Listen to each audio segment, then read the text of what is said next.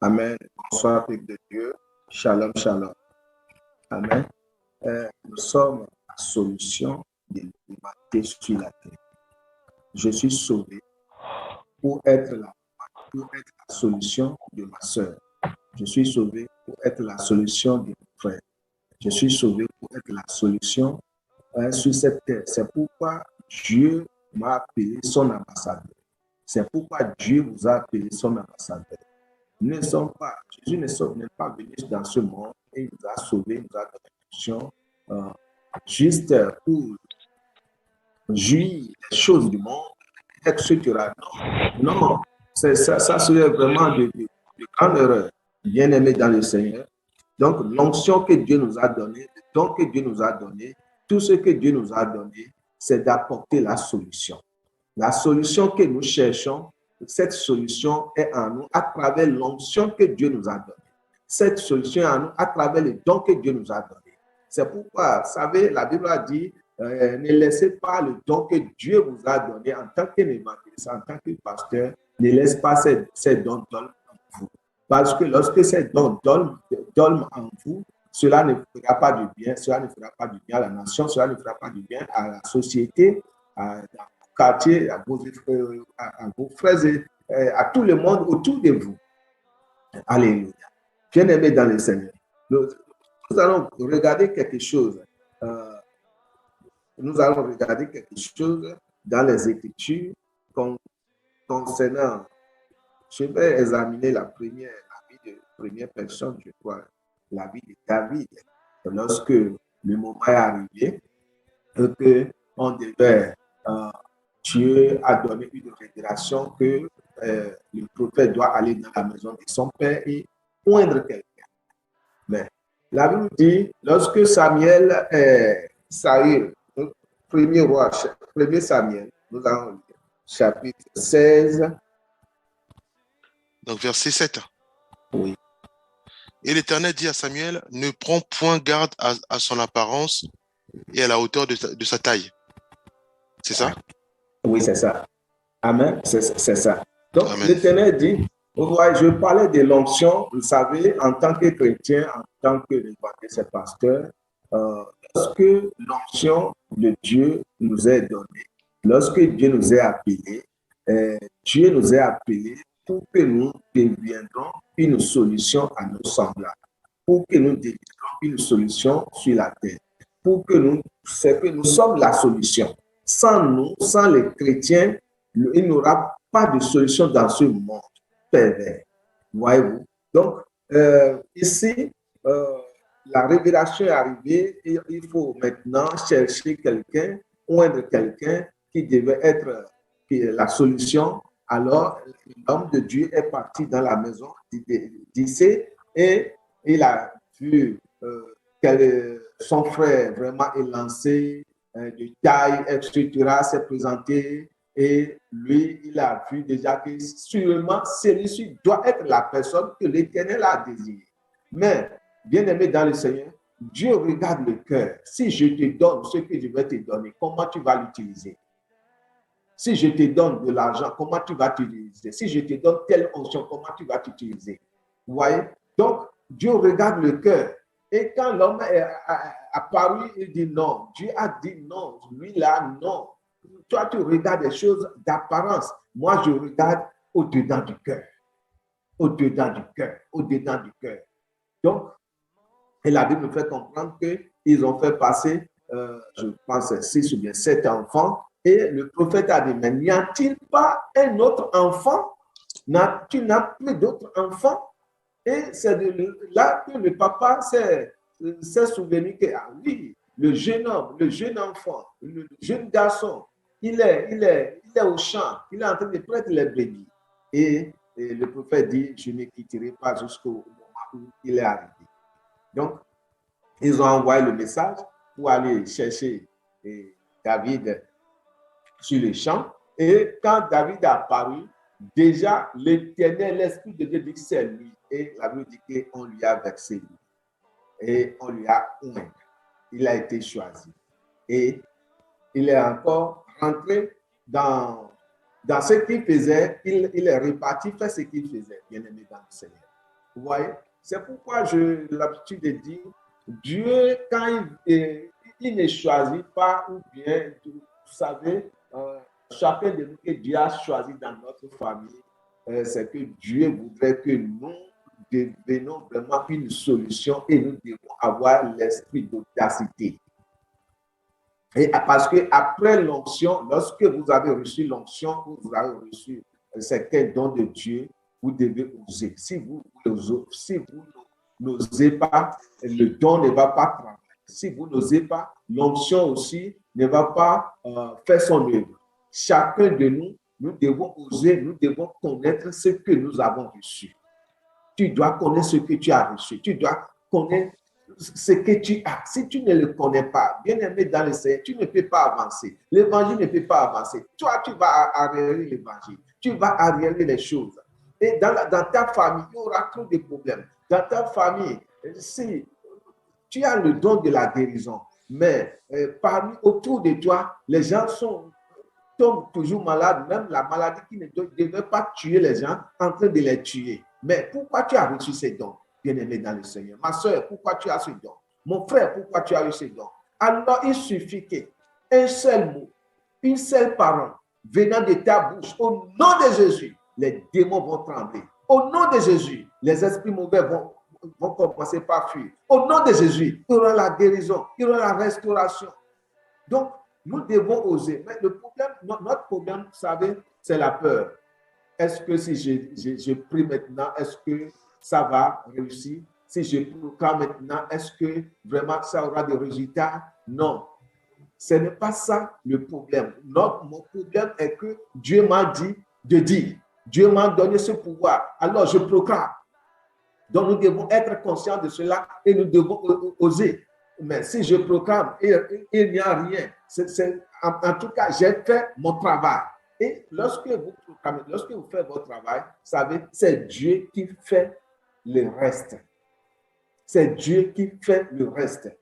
Vous voyez, je reviens encore sur David. Lorsque le moment est arrivé où on lui a dit d'aller maintenant voir ses frères. Et il est parti maintenant voir comment se portaient ses frères. Il les a amenés de la nourriture. Maintenant, nous sommes sur 1 Samuel chapitre 17. 1 Samuel chapitre 17, verset 11, mon frère. Ok. Donc, 1 Samuel 17, verset 11. Verset 11, que Jésus qui sur sa parole. Saul et tout Israël entendirent ces paroles du Philistin. Et ils furent effrayés et saisis d'une grande crainte. Verset 12. Or David était fils de Seth Éphratien de Bethléem de Juda, nommé Isaïe, qui avait 8 fils et qui, du temps de Saul, était vieux, avancé en âge. 13. Les 3 fils aînés d'Isaïe avaient suivi Saul à la guerre. Le premier né de ces 3 fils, qui était petit pour la guerre, s'appelait Eliab. Le second, Abinadab, et le troisième, Shema. David était le plus jeune, et lorsque les 3 aînés eurent suivi Saul, David s'en alla de chez Saul et revint à Bethléem pour faire paître les brebis de son père. 16. Le Philistin s'avançait matin et soir, et il se présenta pendant 40 jours. Isaïe dit à David, son fils, prends pour tes frères cet épha de grains rôtis et ces 10 pains, et cours au camp vers tes frères. 18. Porte aussi ces 10 fromages au chef de leurs milliers. Tu verras si tes frères se portent bien, et tu m'en donneras des nouvelles sûres. Ils sont avec Saul et tous les hommes d'Israël dans la vallée des Téribintes, faisant la guerre aux Philistins. David se leva de bon matin, il laissa les brebis à un gardien, prit sa charge et partit comme Isaïe le lui avait ordonné.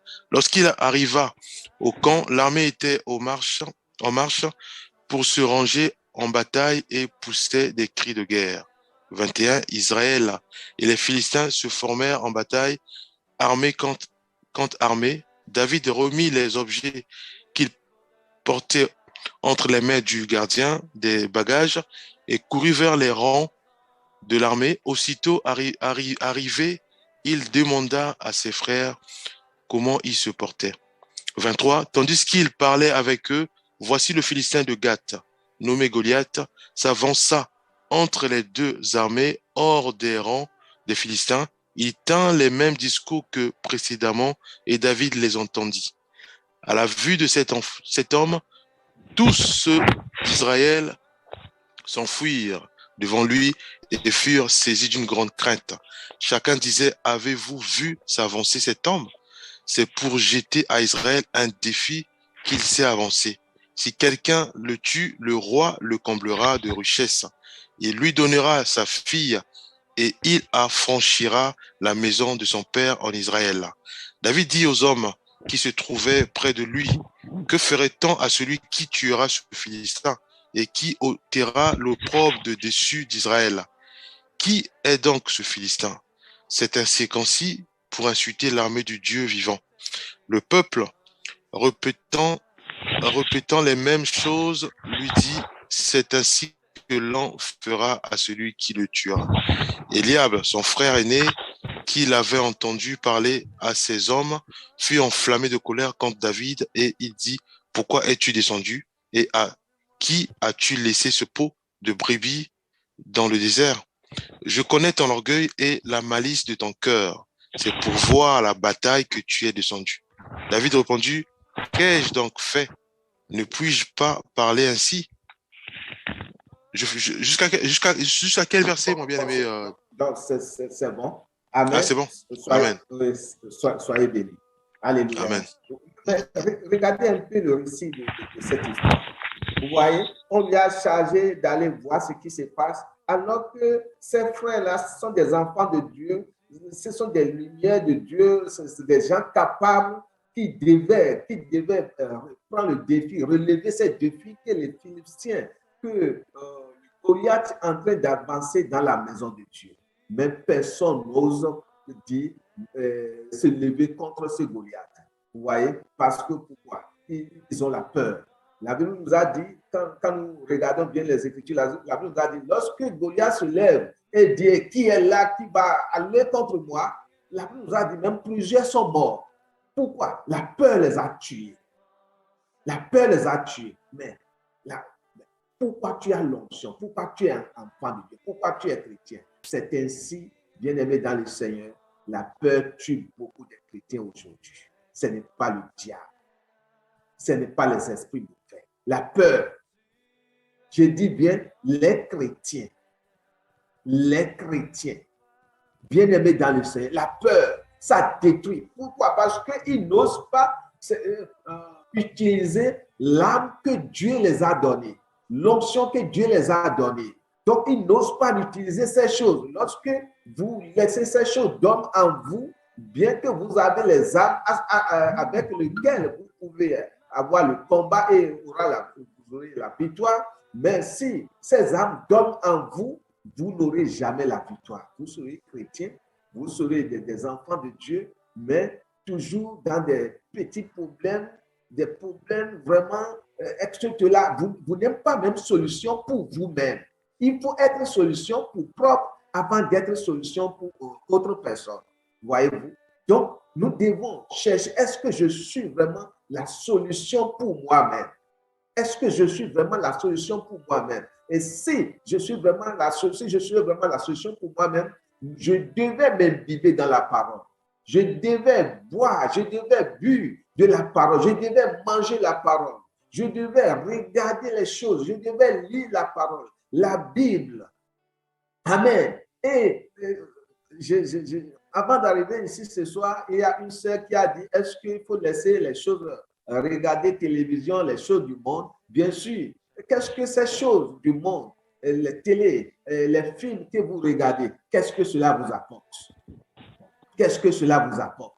Si cela c'est la passion de ce monde, si cela nourrit seulement ta chair, si cela ne t'apporte rien de concret spirituel, bien aimé, il faut laisser. Je ne dis pas que la Bible a dit, même moi je te dis, il faut laisser. Parce que lorsque lorsque vous êtes en contact avec ces choses qui nourrissent votre chair, qui nourrit votre esprit devient, votre esprit serait ce que vous donnez à votre esprit, c'est ça qui serait, c'est que votre esprit devient plus tard cette chose.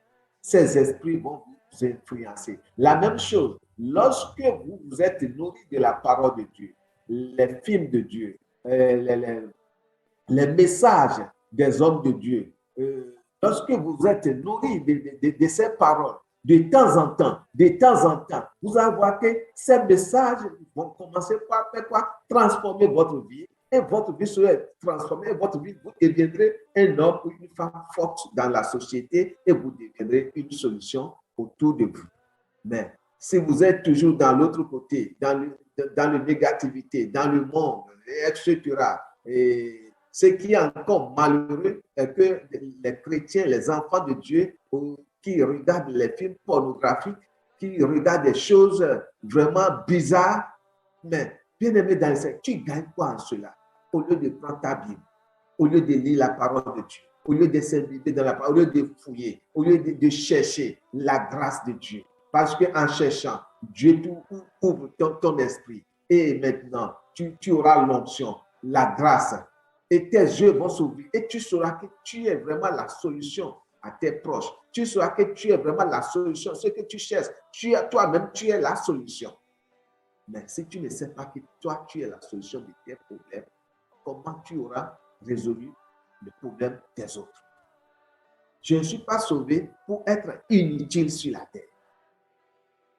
Nous ne sommes pas sauvés pour être inutiles sur la terre. Jésus n'est pas arrivé sur la terre pour faire un travail vraiment inutile, bien vain. Vous savez, donc regardez David là, lorsqu'il a vu le Philistin en train d'avancer, d'insulter l'armée de Dieu, il y a quelque chose en lui. Le don qui est en lui s'est levé. Il y a l'onction qui est en lui s'est levé. Il dit non, je ne peux jamais rester ici en train d'attendre cet incirconcis, ces Philistins en train d'insulter l'armée de Dieu vivant. Il a dit l'armée de Dieu vivant. Bien-aimé dans le Seigneur, la maladie t'insulte, les problèmes t'insultent, les difficultés t'insultent. Ces choses représentent quoi? Représentent Goliath qui jette des opprobles sur ta vie, sur ta personnalité, les problèmes de foyer, etc. Et, vous savez, problèmes de foyer, aussi, vous savez, ce qui amène cela beaucoup, c'est que lorsque nous ne sommes pas vraiment imbibés dans la parole de Dieu, la Bible a parlé de la soumission dans le foyer. La Bible a parlé de l'amour dans le foyer. L'amour, l'a dit Marie, vous devez donner votre vie à votre femme. Et dit femme, soumettez-vous à vos maris, tel que soumettez-vous à votre femme, soumettez-vous à vos maris, etc. Bien-aimé dans le Seigneur. Mais où est-ce qu'il faut avoir ces vérités? Et ce n'est pas seulement la lecture. Lorsque vous lisez la parole de Dieu, l'Esprit de Dieu quitte le livre, quitte maintenant, et cela rentre en vous, cela vous éclaire, vous dire, donc la manière j'ai parlé à ma femme, la manière j'ai parlé à mon mari, donc ce n'est pas bon. Donc il faut que je me repente. Du ton cœur, vous savez, les deux côtés, lorsqu'il y aura ces gens d'amour et ces gens de soumission, il n'y aura pas de problème dans le foyer. Donc tout vient de la parole de Dieu. Tout est sans la parole. Bien-aimés dans le Seigneur, nous aurons des problèmes, nous aurons toujours des difficultés. Donc, David a compris et le don qui en lui s'est levé, il a dit, je n'accepterai pas cela. Je ne peux pas rester ici en train de voir mes frères sont en train de mourir, mes soeurs sont en train de mourir. Pourquoi? À cause de ces Philistins inconscients qui est en train de défier l'armée vivante de Dieu. Et qu'est-ce qui s'est passé? Là, et maintenant, ils sont rangés maintenant parce que de l'autre côté, Goliath demande quelqu'un qui va faire quoi? Qui va le rencontrer, quelqu'un avec qui va faire le combat. Maintenant, le petit David, il a eu l'option. Et ce qui s'est passé lorsqu'il était avec les brebis, lorsqu'il était avec les brebis au champ, ce qui s'est passé, il s'est rappelé de ce qui s'est passé. Il a donné cette histoire. Quand ses frères lui a traité d'orgueil, Il a dit non. Quand j'étais là-bas. Oui, quand j'étais là-bas. Il s'est souvenu de ce qui s'est passé. Et maintenant, on lui a arrangé la bataille, il a monté. Mon bien-aimé dans le Seigneur, qu'est-ce qui s'est passé? Il a mis la main dans son gibier. Et ce qu'il a sorti, je parle de proclamer ce qu'il a sorti. Lorsqu'il a sorti cette pierre, il a lancé. Mais le Saint-Esprit a pris la pierre, il a lancé. Lui-même qui est en train de lancer, il a confiance en son onction, il a confiance en lui-même, mais la fin, il ne sait pas comment ça va se passer. La fin, moi je crois que la fin, là, David, il est sûr de lui-même, mais il ne sait pas comment la fin, cela va se passer. Mais parce qu'il est sûr de lui-même et il connaît son Dieu, Dieu a pris maintenant cette pierre. Dieu, lorsqu'il a lancé, Dieu a pris maintenant cette pierre. Et cette pierre est allée au front de ce Goliath et il a fait tomber. Donc, nous ne devons pas avoir peur, quelle qu'en soit la situation, les circonstances devant nous. Nous avons l'onction. Et 1 Jean chapitre 2, verset 27, s'il vous plaît. Et là, dit que l'onction que vous avez reçue vous enseigne toutes choses. Vous voyez? Nous allons lire tout ça. Nous allons lire ça tout à l'heure. Oui, s'il vous plaît, mon frère. Oui, mon bien-aimé. Oui, 1 Jean 2, 27. Que Jésus-Christ sanctifie sa parole. Pour vous, l'onction que vous avez reçue de lui demeure en vous. Et vous n'avez pas besoin qu'on vous enseigne. Mais comme son onction vous enseigne toutes choses, et qu'elle est véritable, et qu'elle n'est point un mensonge. Demeurez en lui selon les enseignements qu'elle vous a donnés. Amen. Amen. Voyez-vous, pour nous qui, le chrétien, le pasteur, l'évangéliste, toi qui appelles le nom du Christ, toi qui pries au nom de Jésus-Christ, pour vous, vous avez reçu l'onction et personne, vous voyez. Donc David sait ce qu'il doit faire au moment de ce défi, il sait. Vous savez, au moment de chaque défi dans notre vie, l'onction nous dit toujours, l'onction nous révèle toujours ce que nous devons faire. Mais la peur, la crainte, est-ce que si j'avance, qu'est-ce qui va se passer? Est-ce que je ne vais pas tomber? Est-ce que ça va réussir? Non. Nous devons enlever tous ces gens de culpabilité, nous devons enlever tous ces gens d'esprit de doute en nous et nous devons avancer tout droit pour Dieu. Nous devons avancer. C'est Dieu qui t'a appelé, ce n'est pas toi-même qui t'es appelé. Et le chrétien n'est pas un homme, une femme ordinaire. Vous voyez? Donc David, lorsqu'il a fait cela, vous voyez qu'il a eu quoi? Il a eu Goliath. Goliath est tombé. Goliath est tombé et la victoire est arrivée. Et un autre problème est arrivé lorsque David, après avoir eu l'onction, toujours lorsqu'il a eu l'onction, la Bible dit que l'esprit est retiré de Saül et maintenant un mauvais esprit vient maintenant de le tourmenter. Maintenant, il faut chercher quelqu'un maintenant qui puisse vraiment intervenir, qui puisse vraiment apporter la solution afin que cet esprit vienne. Il faut que, afin que lorsque le mauvais esprit va commencer par le tourmenter, il faut qu'il y ait la paix. Maintenant, les gens ont cherché, ils disent, mais qu'est-ce qui nous allons chercher? Et on lui a proposé ça, d'y chercher quelqu'un. Ils ont cherché un peu partout et n'ont trouvé personne que David. C'est David, le même David, qui est encore venu. Et lorsqu'il commence par jouer ses musiques, etc., l'esprit mauvais venant de la part de l'Éternel se retira et il trouve son soulagement. Nous allons voir cela dans 1 Samuel, toujours chapitre 16, verset 14 à 23. S'il vous plaît. Ok. 1 Samuel 16, verset 14 à 23. Voilà, 16, 14 à 23. Voilà, qui Jésus sentit sa parole. L'esprit de l'Éternel se retira de Saul, qui fut agité par un mauvais esprit venant de l'Éternel. Les serviteurs de Saul lui dirent, voici, un mauvais esprit de Dieu t'agite. Que notre Seigneur parle tes serviteurs sont devant toi. Ils chercheront un homme qui sache jouer de la harpe. Et quand le mauvais esprit de Dieu sera sur toi, il jouera de sa main et tu seras soulagé. Saul répondit à ses serviteurs, trouvez-moi donc un homme qui joue bien et amenez-le-moi. L'un des serviteurs prit la parole et dit, voici, j'ai vu un fils d'Isaïe, Bathlémite, qui sait jouer. C'est aussi un homme fort et vaillant, un guerrier, parlant bien et d'une belle figure. Et l'Éternel est avec lui. Saul envoya des messagers à Isaïe pour lui dire, envoie-moi David, ton fils, qui est avec les brebis. Isaïe prit un âne qui les chargea de pain, d'une outre de vin et d'un chevreuil, et il envoya ces choses à Saul par David, son fils. David arriva auprès de Saul et se présenta devant lui. Il plut beaucoup à Saul et il fut désigné pour porter ses armes. Saul fit dire à Isaïe, je te prie de laisser David à mon service, car il a trouvé grâce à mes yeux.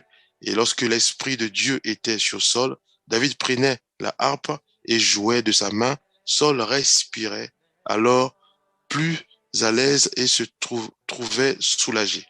Et le mauvais esprit se retirait de lui. Amen. Amen. Voyez-vous? Donc, l'onction, vous savez, l'onction, le chrétien est une solution. Nous sommes solution. Nous ne sommes pas, Dieu ne nous a pas sauvés pour être problème pour nos frères, pour nos soeurs, pour la famille, etc. Si quelqu'un est sauvé, si quelqu'un se dit chrétien, il est problème dans sa famille, il est problème dans la société, il continue d'être problème un peu partout. Là, il faut qu'il revoie son copie. Est-ce qu'il est vraiment enfant de Dieu? Est-ce qu'il a vraiment reçu de Dieu? Est-ce qu'il se nourrit de la parole de Dieu? Parce que lorsque nous se nourrissons de la parole de Dieu, bien-aimés dans le Seigneur, je vous dis que c'est que Dieu même nous utilise. Dieu même, c'est qu'il prend, je ne sais pas comment le dire, c'est qu'il prend ta personne. Quand tu marches, c'est lui qui marche. Quand tu regardes, il regarde à travers tes yeux. Il fait tout à travers tes mains, etc. Tu es béni, tes mains sont bénies. Partout, ton pied va. Cette pied est béni. Partout, tu es bien-aimé dans le Seigneur. La grâce de Dieu repose toujours sur nous. Donc, c'est ça. Et cela va se faire que nous n'allons pas aller s'accrocher aux choses du monde. Comme je l'ai dit tout à l'heure, tu t'accroches à la télévision ou bien à ton téléphone, WhatsApp, Facebook, tu prends des heures en train de t'amuser, rien que amusement, avec des, je ne sais pas. Et maintenant, au moment de la parole, parfois même des gens tombent à l'église. Au moment de la prière, parfois même des gens prient 2 fois, ils sont fatigués. Mais si c'est des futilités, de matin jusqu'au soir, il est debout, il peut faire, il peut, etc. Mais comment ces choses-là peuvent te donner la vie? Nous devons travailler pour ceux qui donnent la vie. Nous devons aller pour ceux qui donnent la vie. Et aller avec Dieu, c'est d'avoir la vie. Mais si tu n'es pas avec Dieu en totalité et tu te nommes seulement un évangéliste, tu te nommes seulement un chrétien, un pasteur, un apôtre, etc., bien-aimé dans le Seigneur, tu ne serais pas solution, même dans ton église, tu ne serais pas solution dans ton quartier, tu ne serais pas solution dans la famille, tu serais vraiment un problème. Pas dit, mais le frère là, et c'est de toi qu'on parle comme ça. Pas dit, la sœur là, c'est de toi qu'on parle comme ça. Que Dieu nous épargne de toutes ces choses. Amen. Donc, nous allons continuer prochainement à cause de l'heure avancée. Soyez bénis. Merci beaucoup.